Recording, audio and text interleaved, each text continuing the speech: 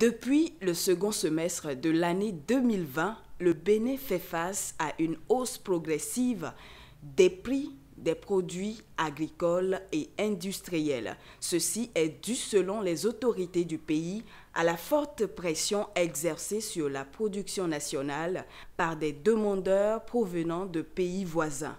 Les autorités en charge de régulariser cette situation sont à pied d'œuvre, surtout vis-à-vis de la hausse des prix des intrants agricoles sur le marché international. En attendant un dégel de la situation, femmes, élèves et même enfants nous font toucher du bout des doigts la réalité dans les marchés de Parakou.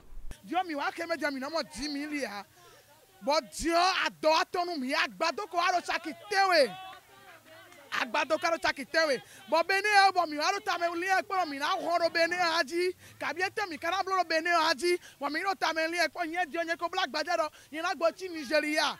Avant le sucre on prenait ça à 15 000, 16 000, maintenant c'est à 26 000. Si les gens peuvent nous sauver là, ça serait bon, sinon vraiment on va mourir de faim.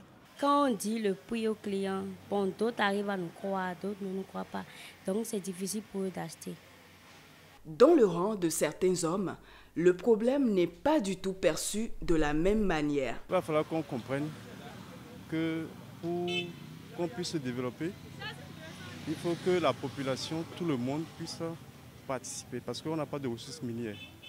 Et du fait qu'on n'a pas de ressources minières, c'est que ce n'est qu'à travers, ce que les gens appellent flamber, ce n'est qu'à travers ça que le gouvernement va mobiliser des fonds pour le développement.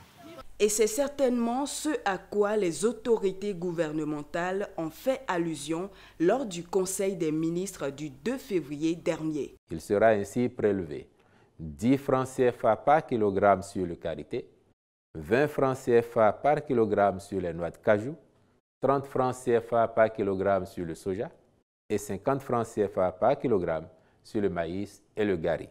Ces mesures sont destinées à freiner les sorties incontrôlées de vivriers qui occasionnent une flambée injustifiée des prix et à assurer notamment la disponibilité intérieure nécessaire à la consommation nationale.